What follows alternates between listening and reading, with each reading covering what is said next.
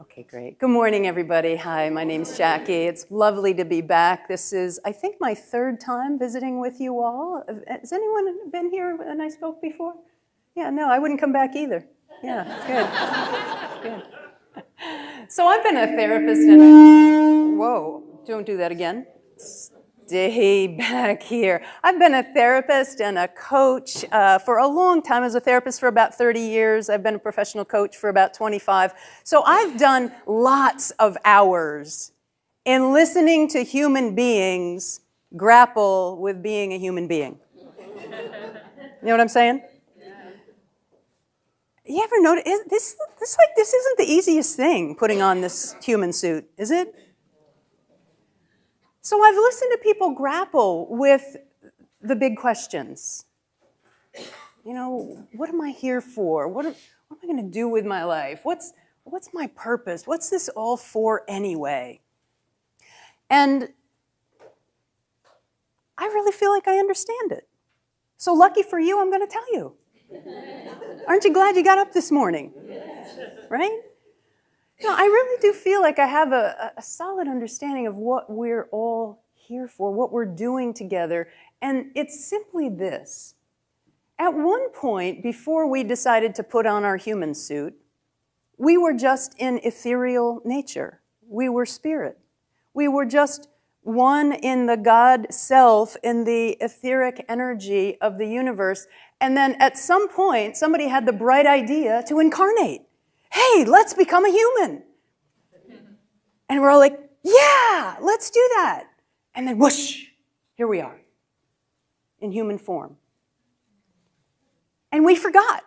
We forgot that we were one with God, that we were, in fact, as God in our etheric nature.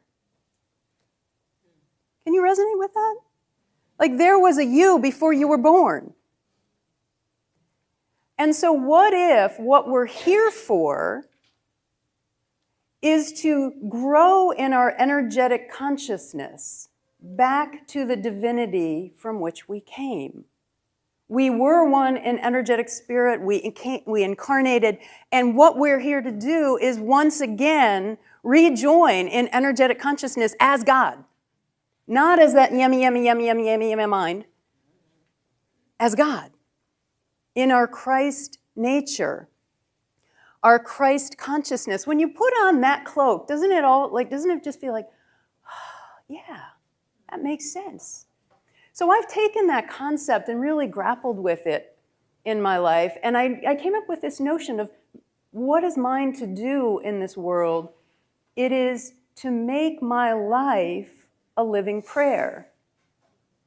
You know, people say, oh, Jackie, what's your spiritual practice? What do you do? What do I got to do to grow spiritually? Well, yeah, spiritual practice is great, but if you're spending an hour a day in spiritual practice and 23 hours a day being an idiot as a human being, it's not going so well. It's those 23 hours that I want you to start grappling with, right? Albert Einstein is quoted as having saying, I want to know the mind of God. Everything else is the details. Isn't that great? I want to know the mind that created the universe. I want to know the creative potential of life itself. Everything else is the details. What I'm going to eat, how I'm getting to work, where I'm going to live, who I'm going to marry, how I'm going to raise my kids. All of that stuff that takes all of our thought energy. What if that is just the comedy, the drama, the suspense, the entertainment of our lives, but in fact the real purpose of our lives is to know and be and live as the mind of God? Doesn't that get you up in the morning? There's a spiritual teacher, Sai Ma, who I've followed for years, and I went and heard her speak once in Albany, New York, I think. All random places. Anyway, and she said something during that talk that really struck me. She said, you have to grow until you want God more than anything. I was like, whoa. So let's just imagine, right? We go down like downtown Bowie, and we like gather up 100 people, and we say, what do you want more than anything? somehow I don't think I want God more than anything is going to make the top 10 list. Right? So where is our focus? If I ask you, what do you want more than anything? Would it leap to mind? I want God more than anything. I want to know the mind of God. Probably not. But Einstein said everything else, the money, the satisfaction, the peace of mind, everything else is just the details.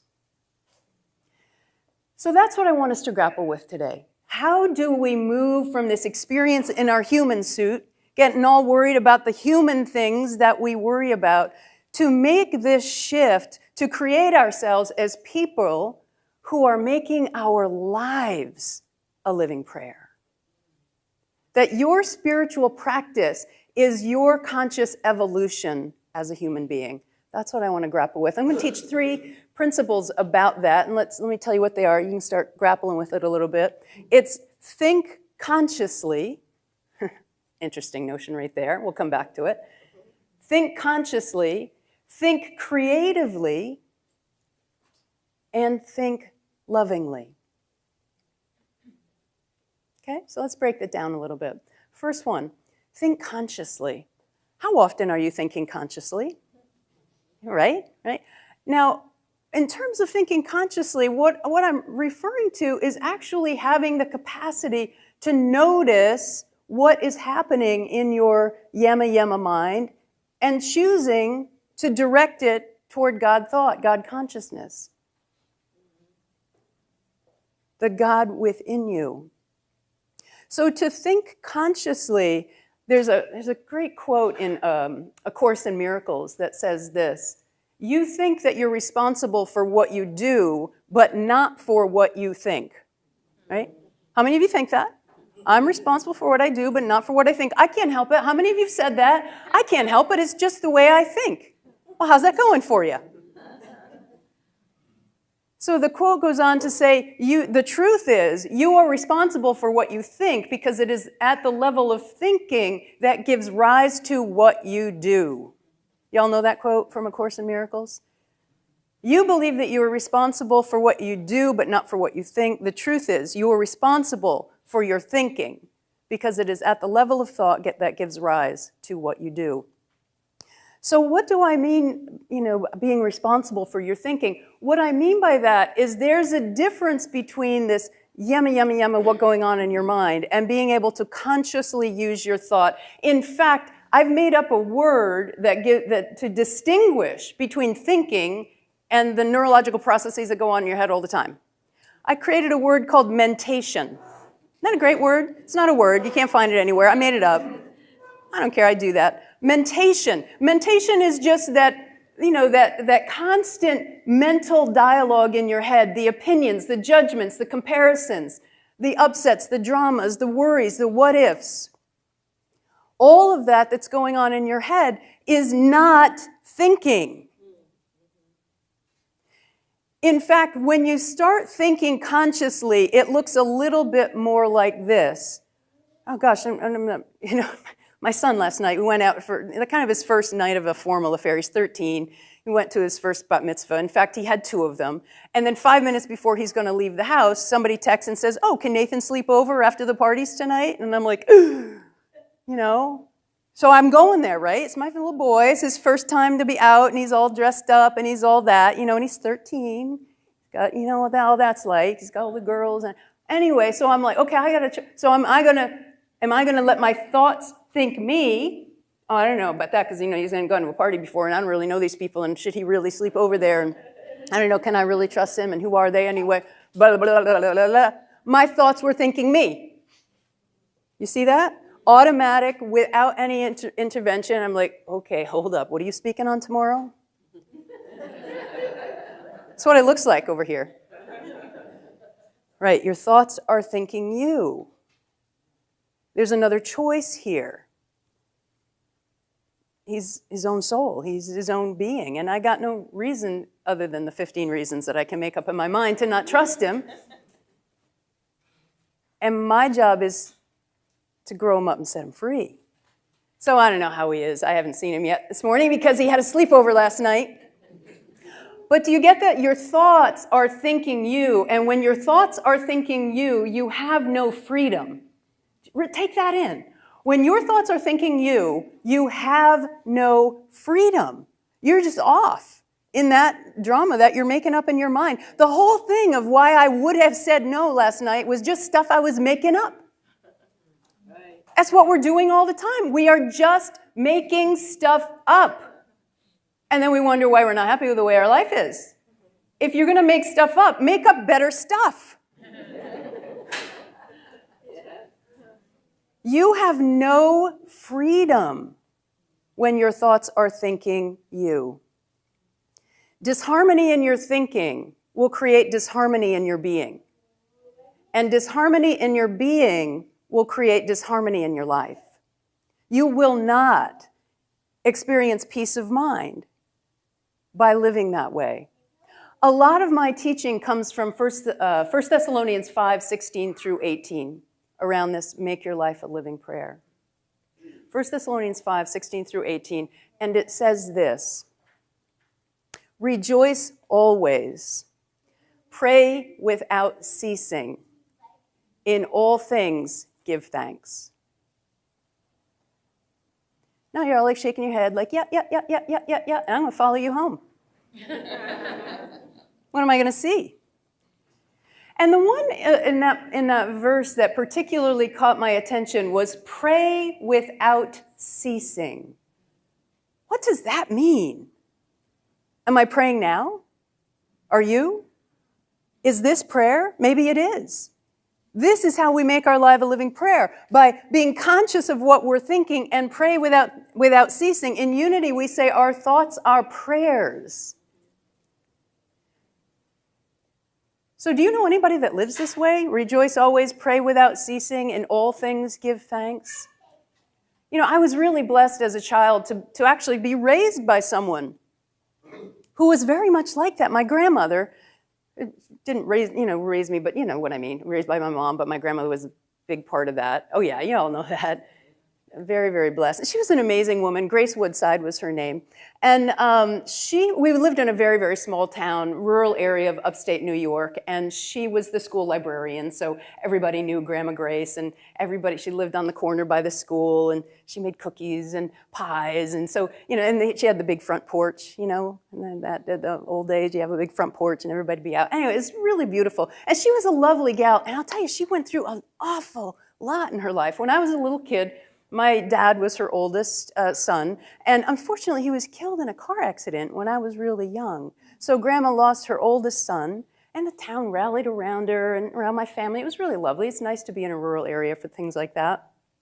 But then crazy, right? 6 months later, her youngest son, my Uncle Harry Alfred, was also killed in a car accident. 6 months' time, her oldest son, her youngest son. Like that. Harry Alfred, had a beautiful fiance, athletic, strapping guy in college, just really wonderful guy. And, you know, our family was, you know, we kind of knew a lot of people, so it was a big deal in our community. And I watched my grandmother just take her grief, and instead of going within and, you know, shutting out people, just throwing her love into helping my mom raise us 3 kids because she had lost her husband, and just stepping out into the community. It was amazing. 6 months later, her husband was killed in a car accident. It's crazy, right? You can't make this stuff up. Oldest son, youngest son, husband, all in 9 months. In a tiny, tiny little town. It kind of became my family's legacy in a lot of ways. 25 years later, I met someone in Boston, and she's like, oh, I'm from upstate New York. I was like, no, I'm from upstate New York, because it's real northern New York, rural area. And we kind of looked at each other, because that's what you do when you're from upstate New York. She's like, really, really? And she was from my grandmother's town. And she's like, oh, that's awesome. What's your last name? I said, oh, Woodside. I'm Jackie Woodside. And her face dropped. She's like, oh, I'm sorry. I laughed. I said, that was 25 years ago. It's okay. But that, you know, I mean, that's an intense thing, right? For my grandmother to go through. Now, what would people think it would look like? But see, she was thinking consciously. She was thinking consciously. She's like, I'm not gonna, oh, Butch said last week, Reverend Mosley, and I watched his talk to prepare for my talk today. He said last week, this is so good, it fits into my talk so well, that we have to use our outer circumstances as a way to reinforce that our awakening to the kingdom of heaven consciousness within us. Now, how many of you would go through an experience like that and be like, oh yeah, I'm awakening to my kingdom of Christ consciousness within me? Make your life a living prayer. Think consciously. Second, think creatively. My favorite teaching in unity is the Metaphysical Trinity. And honestly, I have a little pet peeve. I don't think we teach it enough. Tell Butch that I said that. Have him do a series on the Metaphysical Trinity. So for those of you who haven't been exposed to it yet, you know in unity, we take traditional scripture, traditional Christian thought, and we interpret it through the lens of metaphysical teaching. So the Holy Trinity, the Metaphysical Trinity in the unity movement is mind, idea, and expression. Yeah, I heard it over there. So Butch has taught it, huh? Yeah, he's good. That's good. Mind, idea, and expression.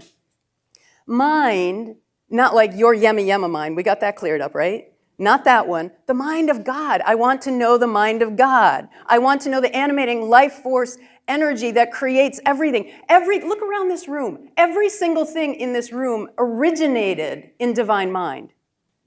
Isn't that mind-blowing? Blows my mind.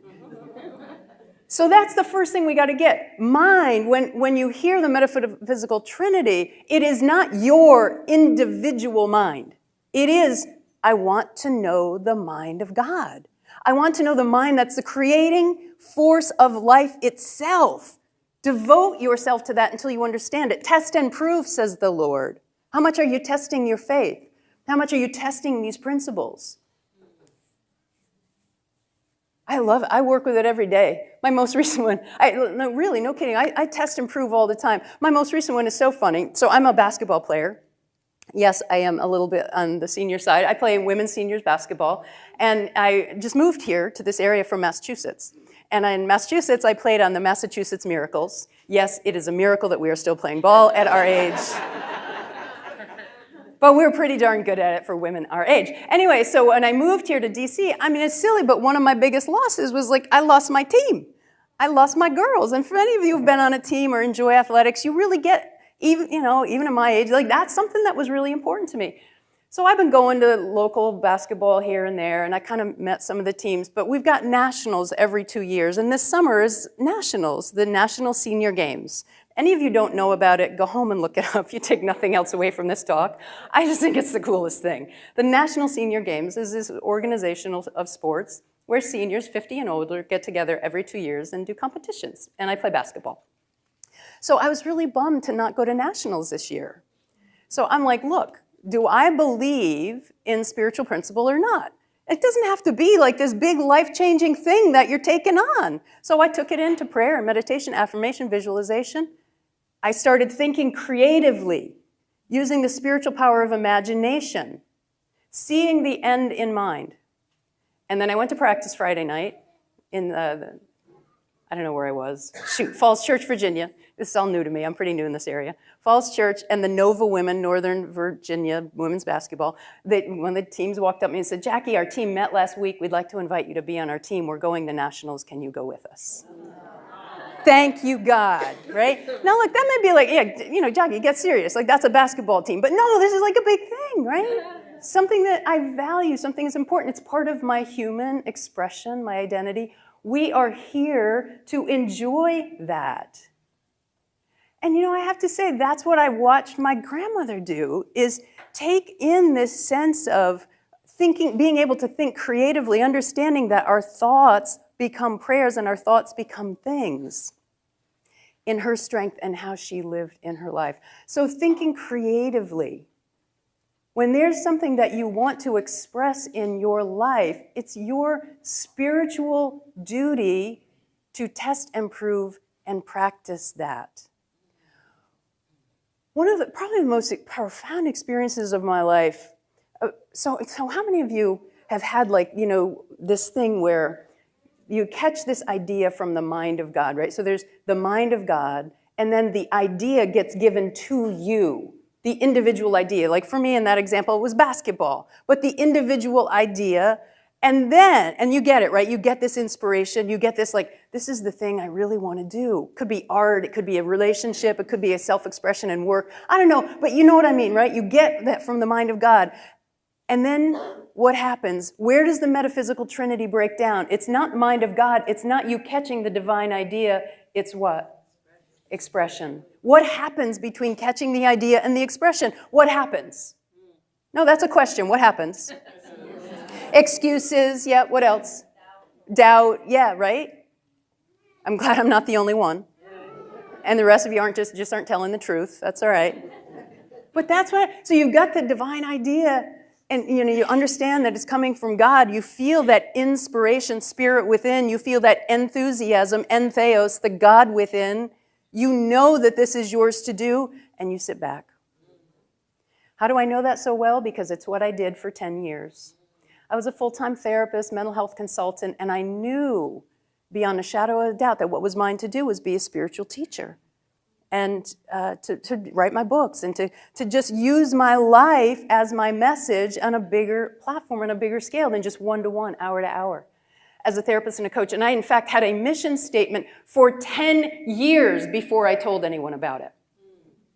Because I was afraid, what will they think? I had doubts. And the one, I'll be destitute, I'll be homeless. How many of you have that? I'll just end up homeless. Oh, I did that, not this time, but you can survive anything.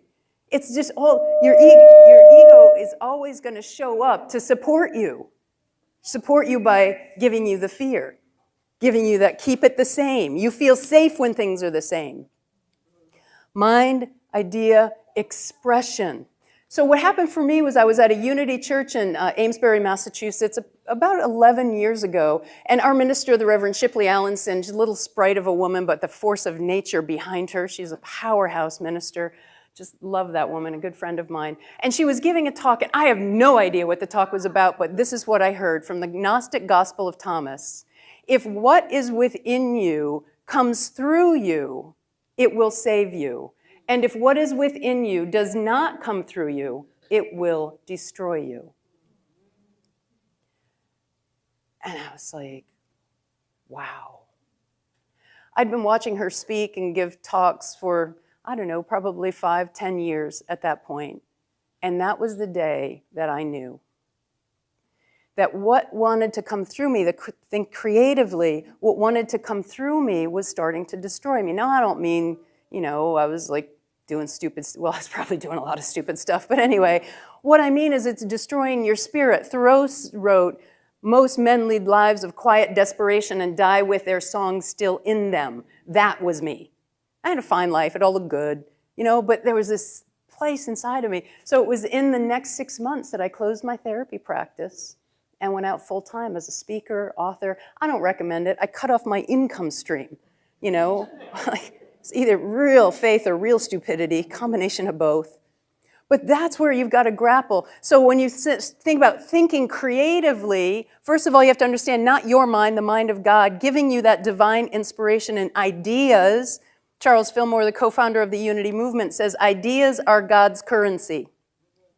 Getting that idea, but then moving that idea forth through you, what comes through you will save you. What you do not bring forth through you will destroy you. Some of you are really getting it right now. That you came here today with some area of your life that you know is working you, and you've been like, yeah, not now. Not me. Not now. It's time. You can. We need you. And the last one, think lovingly.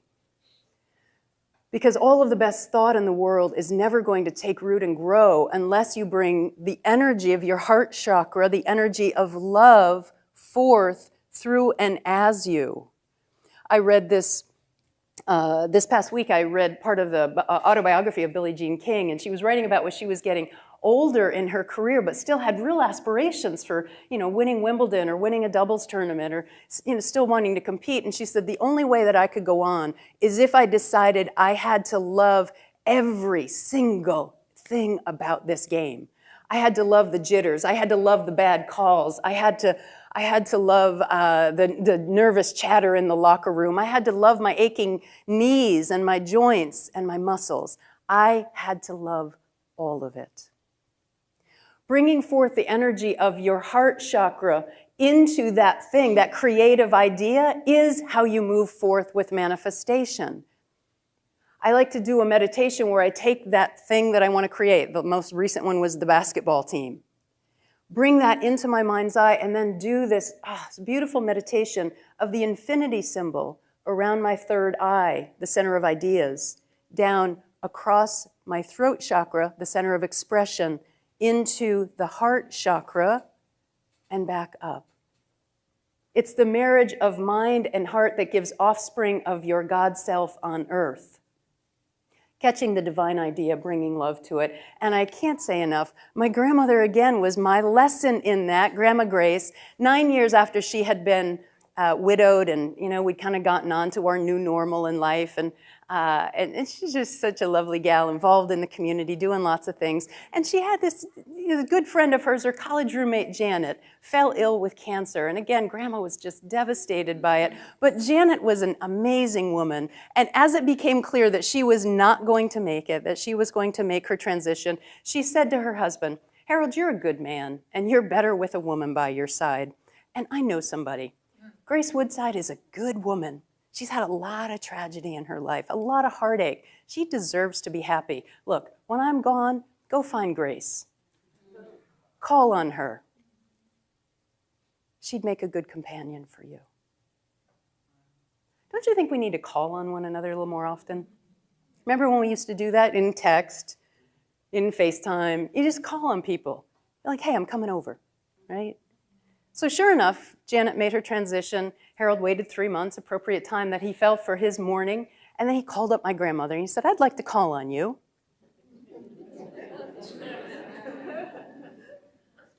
Now, if my grandmother were thinking with her circumference rather than her center, remember Reverend Mosley said that last week? You have at your center the core of your being, the core of your knowing, your God consciousness, your kingdom within. But the circumference, right? That ego saying, no. What would she do? She'd be like, "Oh, what do people think of me? Going out with my college roommate's husband." Or, "I'm not going down that road again. I've had enough heartache, thank you very much." But in her wisdom, thinking lovingly, she said, "Yeah, sure. Why don't you do that?"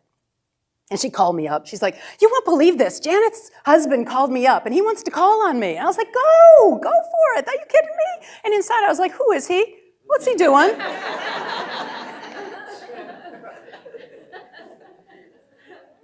Well, he did call on her, and I don't know how many weeks later they were dating, and how many months after that they had a beautiful little wedding in Grandma's living room with the family around, and they had a beautiful life together. And I tell you these stories because I know that there's something inside of you that wants to get manifest, and that perhaps you've had heartache, you've had difficulty, you've had failures, you've had places where you didn't want things to turn out a certain way. But here's the truth, Romans 8:28, life is always unfolding for your good. All things work together for good. All things work together for good. All things work together for good. If you can stand in that knowing, stand in that belief, and then weave this through, pray without ceasing, pray without ceasing. Have that be your mantra, and engage the Metaphysical Trinity, God's mind, your idea, your life expression, all wrapped into thinking consciously, thinking creatively, thinking lovingly. It's just the path of miracles. It will open up your life in ways that you have not yet been able to tell. I promise you, because I've lived it in my own life. 10 years now, I've been a full-time spiritual teacher, author, traveled all around the world doing this. It's like crazy. I get paid to do this. Not much, but I get paid to do this. The Metaphysical Trinity is ours to use. And in fact, it's our duty. Make your life a living prayer. Let's take this into meditation together, shall we?